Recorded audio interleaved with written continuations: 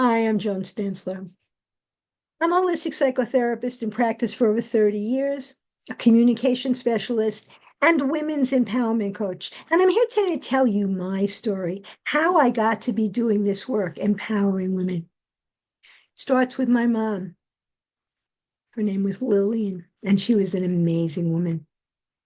She came from a family of 10 children. There were 7 boys and there were 3 girls. She was the middle daughter.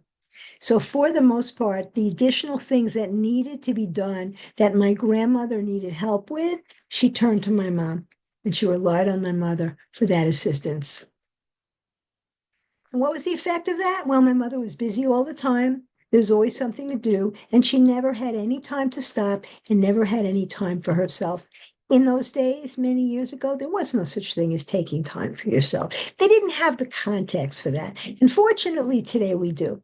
Well, fast forward, because of her situation, because of how involved she was with helping out her family, she married a little bit later than other people did. She went to college a little bit later than other people did, graduated in her mid 50s. We were very, very proud of her.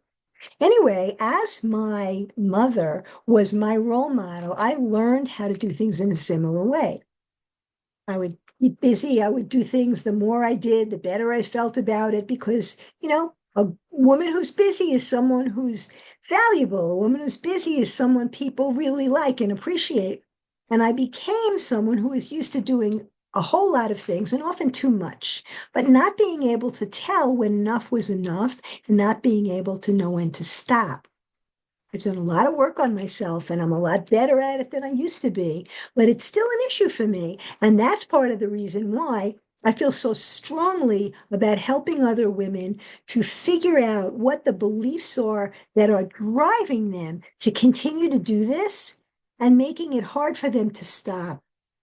And why I have created an online event, a women's empowerment retreat called Say Yes to You, which is an opportunity for women to be able to find a strategy and a plan for going from exhausted to exhilarated and from overwhelmed to overjoyed.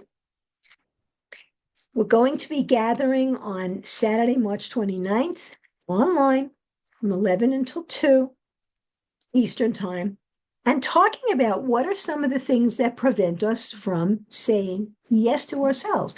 And what are some of the things that make it hard for us to say no to others? How to set boundaries, how to set limits.